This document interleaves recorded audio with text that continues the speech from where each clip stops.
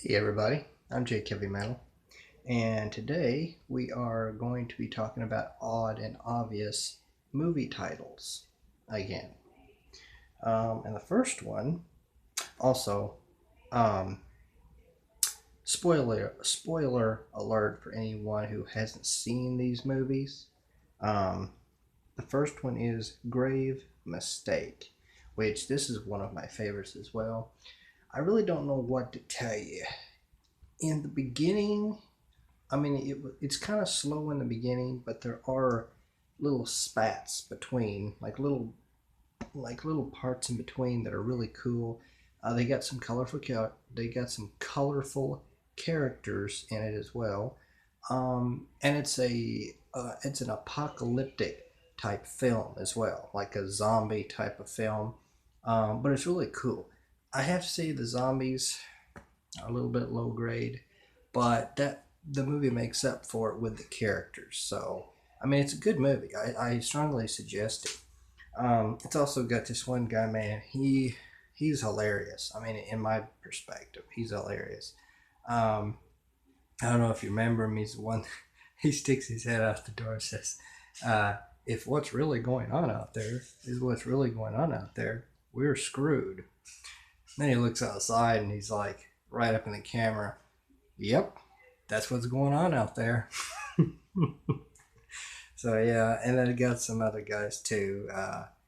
There's this other fella he's like an a-hole through the whole film, and I can't remember his name, but he's an a-hole through the whole film. He kind of reminds me, and a friend of mine, of this one guy that we used to be around, um, which actually makes the movie more funny and interesting.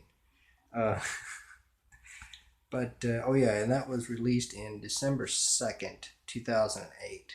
It's also directed or produced or made, whatever, by a can't remember his first name, but his last name's Darling, um, which I thought was odd, but it's cool because it is. I mean, that's what this video is about: odd and obvious names. So, but it is cool though, Darling, huh? But anyway, I mean, he made a good film. I just wish the zombies were a lot better though. That's the only thing that kind of. I mean, you can definitely tell that they're zombified, but it's not a George Romero. I can guarantee you that. But it's not too bad. I mean, you can tell something's going on with them, obviously, because they're biting people. That's what's going on out there. And then on the next one is Jurassic Park, which I'll probably do this on another video, but I have to say, Steven Spielberg, this is Steven Spielberg when it comes to dinosaurs. Um, the realism of dinosaurs, I have to say, hats off to you, Steven. You created an incredible movie. If the set, I think that you actually created the set level, the indefinite, the ideal level of the way dinosaurs should look.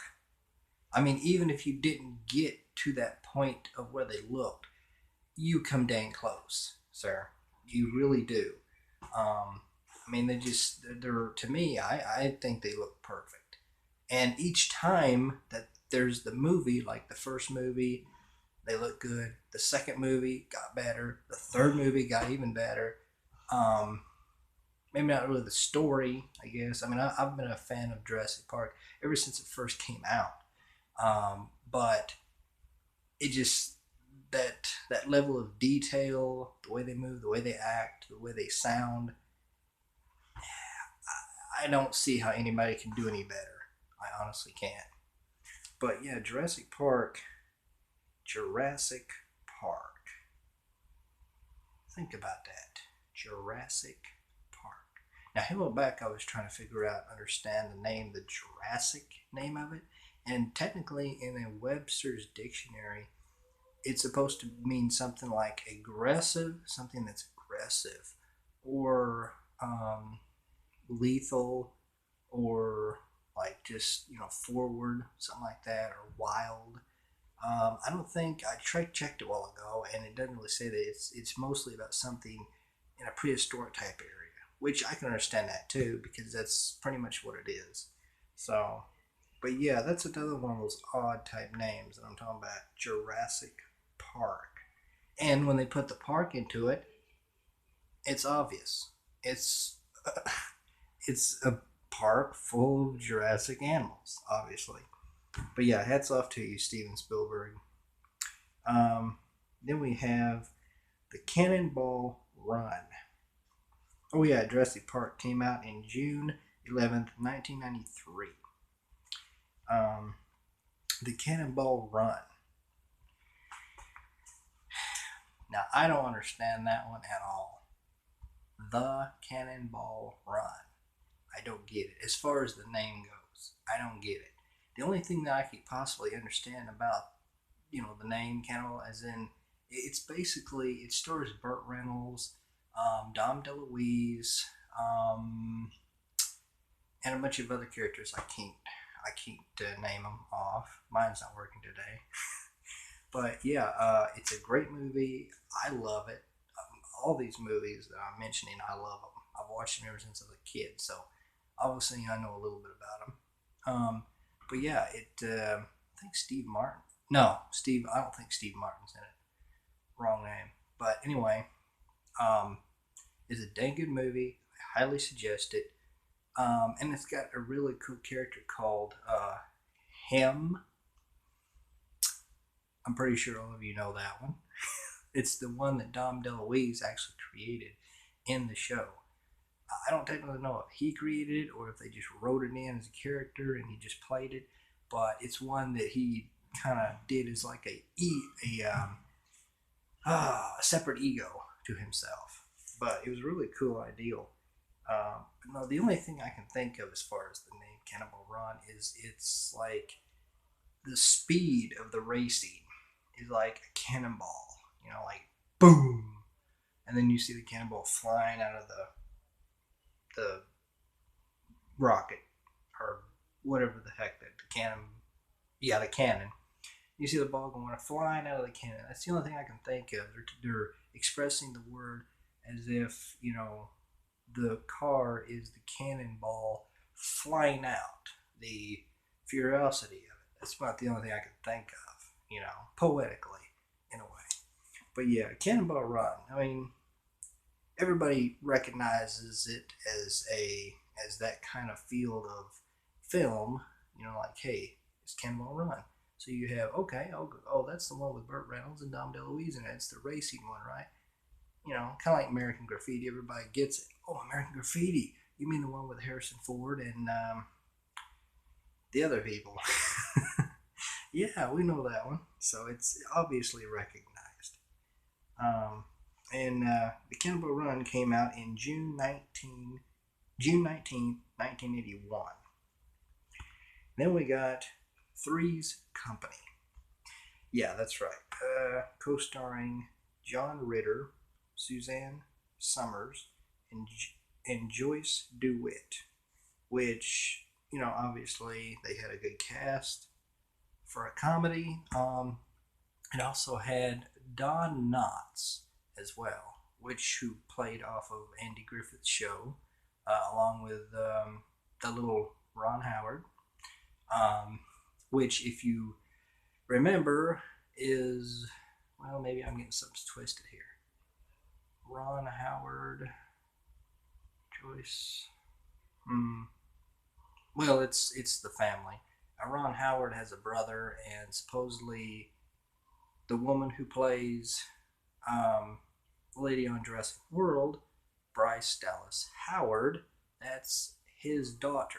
One of the brothers' daughter. I can't remember. I think that's Ron Howard, I believe, but I'm not completely certain. So I don't know. I don't really look up the family trees, but she's within that family definitely. Hence the name Howard. But yeah, Three's Company. Getting back to that, I got sidetracked. But anyway, yeah, if you guys are watching or if you guys are interested in watching Andy Griffith Show, please do. It's a good show. It really is. I need to start watching it myself. I grew up watching a lot of it, but I didn't finish the series, so you guys should definitely watch it. It's a great film or a great TV show. Um, and the other one that he plays in too, where he's a detective.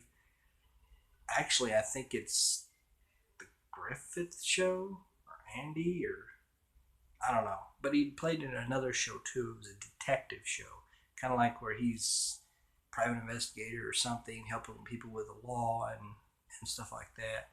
It's pretty good. He's a little bit older in it. He's probably what 50, 40, 50 or 60, something like that in it. But it's a good show too.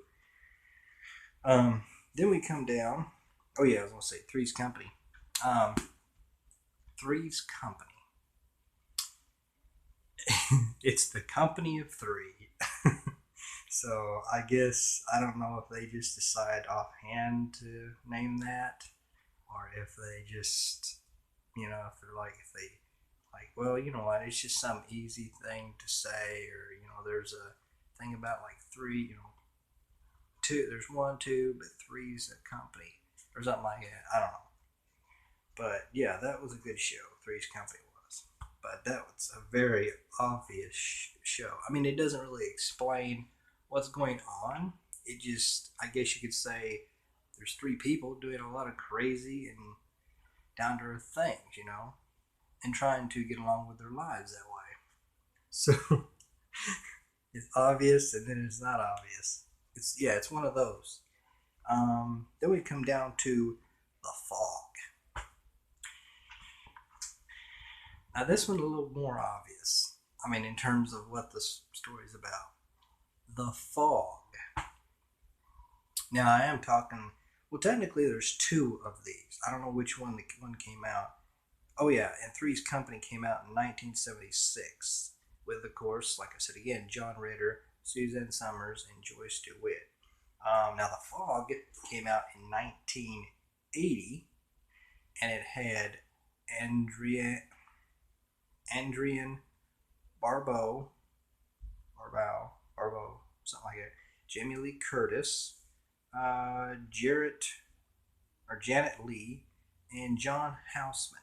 I hope I pronounced all the names right. I like to give you guys the full info, and all this stuff comes from the internet, so take it as you will. I'm hoping all of it's correct. If not, shame on the internet. But yeah, the fog. It's a fog that I saw it when I was a kid, so it also it was directed. It's a John Carpenter film. Um, Basically, it's this fog that comes through from a lonely night. This person's in a lighthouse, I believe, something next to the land, and this fog comes in, and basically the story goes that the fog is like contains these people who had their treasure stolen. If I remember correctly, it has where they had a treasure stolen, which basically this treasure was like a cross that I think this priest was holding or keeping in a church somewhere, and he was holding it. I don't know exactly what the purpose of it was. Maybe he was a greedy priest, perhaps. But they came to get it, but they didn't know where it was, so they just killed whoever was in their way, killed innocent people. And it's really an interesting thing, really. But it was really weird. I know the second one, which I don't know when it came out, it had Tom Welling in it, who played on Smallville as Clark Kent, obviously. You'll probably know him from that, and Cheaper by the Dozen. He also played in that with Steve Martin and Hilary Duff, I believe, and another lady who I recognize, but I don't know her name, unfortunately. But and I haven't even watched Cheaper by the Dozen, by the way. I actually have the movie here, but I haven't watched it. It's VHS, so I'll probably watch it later. But yeah, it's a good film. And then we have, in which again, like I said, The Fog. It's it's The Fog. Weird titles, you know. But honestly, I don't know, I kind of like it because it actually, I mean, how obvious can it be? It's The Fog. I like it, just like Grave Mistake. It's it was mistakenly, it was mistaken, gravely mistaken. That movie was mistakenly grave, or gravely mistaken. I don't know, something like that. But oh man, I can't help it. Some of these, oh, some of these names get me. Just like this one. Mm. Yeah, if I didn't tell you, The Fog came out in 1980. All right, here's the name of the next title, which is Man on a Ledge.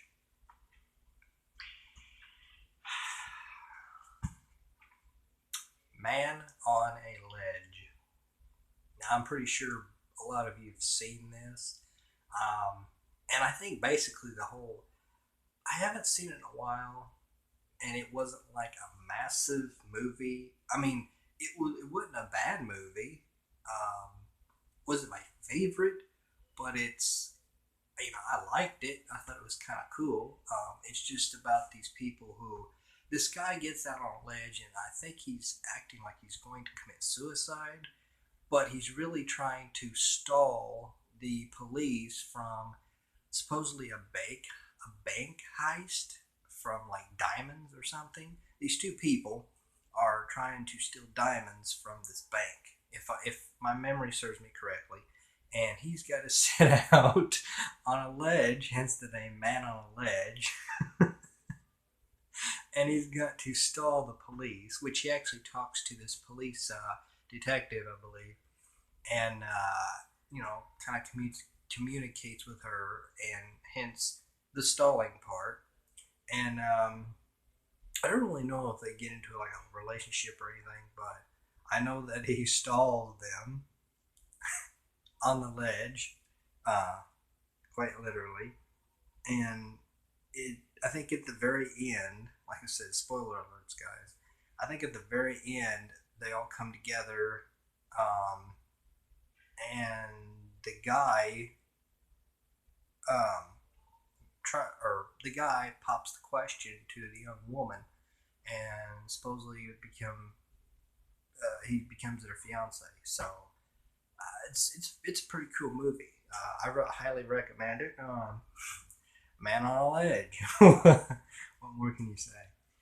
Um, but yeah, that's a good movie, and that one came out January 26th, 2012. And here's another one, Animal House. Yeah, that's right. Uh, John Belushi, one of my favorite actors, again. That one came out in 1978. Animal House, which means this animal, or this house is getting ready to be screwed up. Animal House style. There's animals in this house. Actually, I think it's a movie based on young people and their, I don't really know the whole school type thing or the spring break and all that crap. I know, think spring break is kind of like when they go out to have their summer get together or whatever. I think that's how it works. But they basically, the whole Animal House field, the theme of it is where all these young people are getting out and kind of enjoying themselves, having all kinds of mischief and craziness, and just basically releasing all the aggression of having to go to school on time, having to go to school, period. Um, Young girls swimming, young men drinking, some girls drinking as well, maybe more girls than men drinking, I don't know. But it's been a while since I've seen it. But my favorite part of the whole movie was when the guy's coming out of the house. I think the house is supposed to have been raided or something, and some guys are coming out there to move stuff, or maybe they're just taking a trip and they're moving everything. And the guy comes out and he spills and busts a big pile of beer all over the ground. And you can see John Belushi he's like doing this, like, oh! I mean, he does it so loud, and it's like, that was his whole life, a bottle of booze laying on the ground. And that, that was like a favorite part because it felt so realistic. Even though it was just a joke, but it really did. Oh yeah, and the part where he's looking through the window at the woman, and he turns around, and he's like,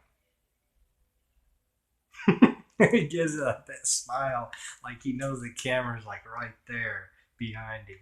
So I guess that's another Deadpool type ideal, where Deadpool, the comic book character from Marvel, the Deadpool character actually knows he's self-aware or something. I guess that's what John was doing, or maybe he's just doing it for a joke. I don't know. But it's kind of like a Deadpool type, a Marvel Deadpool type ideal, where he's self-aware. He knows he's in a comic book. John Belushi knew he was in a movie, so he turned around and goes. But that's another cool thing. And then we got Made in Manhattan with Jennifer Lopez. And try to do this quick because I'm getting up to almost to my point. But Made in Manhattan is a 2002 picture.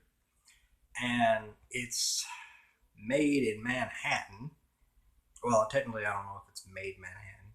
But they like to play with the word up to make it seem like, she is actually a maid in Manhattan in the film. So they kind of try to play up the name of the film as if she's made in Manhattan, as if she's having a good life, or she's being, she's living well in Manhattan. It's kind of like the game Made Man, as in like the mobs made this guy. So that's kind of like what it is. But not a bad ideal in, it's not a bad ideal. And then you got In the Line of Fire, which I suggest that Made in Manhattan. That's a pretty good film. And then we have In the Line of Fire, which is a 1993 film starring Clint Eastwood, John Malkovich, who plays on Con Air as well, along with Danny Trejo, Buster Rhymes, I believe, John Cusack, Steve Buscemi. Well, there's quite a few other characters. I think that's about it. I can't remember any of the other characters, but they have a long line of them. Line of Fire. That's basically where, from what I read about it, I hadn't seen it in a while, but from what I read about it, Clint Eastwood was supposed to have protected Kennedy, and he didn't. And this guy who plays John Malkovich is playing like kind of sort of like the enemy or whatever. And he's like trying to suggest that Clint Eastwood didn't do his part, or he was scared to die because he didn't want to, get in the line. Because technically he was supposed to get in line and took the bullet for Kennedy, I'm assuming. That's, the obvious point of In the Line of Fire. So that's it, Basically, that's the point of the film. But it's really interesting how it all goes down. I think Rene Russo even plays in it as well. It's kind of like Clint Eastwood's love interest, I guess. I think they're both like detectives or something in it. And then we have Friday, which was a 1995 film starring Ice Cube and Chris Tucker, which I honestly thought that Chris Tucker needed to stay in the film because I think he did pretty good in it, obviously he's a loudmouth, but I think sometimes you need the loudmouths in certain movies, But I thought he played good in the movie. He gave off the comedy. He's kind of like playing the straight guy to the funny guy, or the funny guy to the straight guy, or whatever you want to call it. Because Ice Cube seemed like the straight guy. He was the funny guy. That's how they put it, I guess. Kind of like with Andy Griffith and Don Knotts. Andy Griffith was the straight guy. Don Knotts was the funny guy. Well, before they did Andy Griffith, they thought that Andy Griffith should be the funny guy and Don Knotts be the straight guy. Little history for you, if I remember correctly, on the internet. But they switched around after they kind of reviewed how they acted towards each other. They finally twisted around because Don seemed to be more the comedic type, and Andy Griffith seemed more to be the stone cold or the serious type. So they turned around and made Don Knotts the funny guy and Andy Griffith the straight guy. So, and it actually worked that way. It was a lot funnier. So it gave better quality to the show. But anyway, Friday was released in 1995. Starred Ice Cube and Chris Tucker, and it was a dang good film. I loved that film. They also went down, and I love the title too, Friday. I didn't really understand the title, really, but I guess when you consider of what they were really going to do with the film, you can get the sequels. See what I mean? Like Friday, and then they had Next Friday, which was a 2002 film, as in Next Friday. And then they had Friday After Next. See how they played with that one? Friday, Next Friday, Friday After Next. So obviously it works as a sequel in sequence there. And Friday After Next was a 2002. It's funny that they actually waited to see 95. They waited almost 6-7 years to make a Next Friday movie. But yet, I guess they must have made like plans for the one while they was doing the other. I don't know, maybe. But that's pretty cool how they do that, Friday After Next. Yeah. Then we have probably one of my favorites, I mean, as far as names, Hobo with a Shotgun. Now, I'm pretty sure a lot of you probably already know this. Hobo with a Shotgun. Now, that's pretty decent. Because he is a hobo. And he is got a shotgun. This is a 2011 film that stars Rutger Hauer. I hope I'm pronouncing the name right. Rutger Hauer. Rutger Hauer. And it also stars Rob Wells, which you should know by Ricky on the Trailer Park Boys, who sadly gets his head torn off by a car with a log chain wrapped around it while his whole torso is underneath a manhole and his head stuck up in the middle of it, which I thought was kind of a low blow for the movie. I mean, it just didn't look right. That's the only part of the movie I really didn't understand, you know? I mean, at least in Saints Row, or, which one was that? The one with Norman Reedus and the other guy, whatever his name was. But the one with Norman Reedus, which is off The Walking Dead, Daryl Dixon, they made the Saints. I can't remember the movie, but basically it's Saints something. I don't know. All Saints Day or something like that. But yeah, they made that film and they put Rob Wells in that one too, which I thought was really cool because he actually kind of lightened up the movie a lot too. You know, made it cool, made it really unique. And I didn't even think that Rob Wells would even be in a film, but he is. I mean, besides Trailer Park Boys, of course, and the 3 movies that they made. But yeah, Hobo with a Shotgun. I thought that was a sad end to Rob. I really did. That was irritating. I liked everything else about that film except that part. It was silly. I don't know why they put that in there, you know. But the whole movie was great. It was just that one part kind of was silly. But I guess in terms of the ideal, the ideal, or the story of the movie, the genuine story, I guess in the interest of that, it wasn't a bad idea. But I'd have to go back, watch the movie, understand the whole part of it, you know. So I'm not going to say too much bad about it. or bad about the scene because I really don't know a whole lot. But it felt wrong to me, as a fan of Rob Wells and the Trailer Park Boys and all. But I think they did pretty good with the Saints movie, whatever you want to call it. Hold on a minute, I got it over here. Let me look. Just 1 second.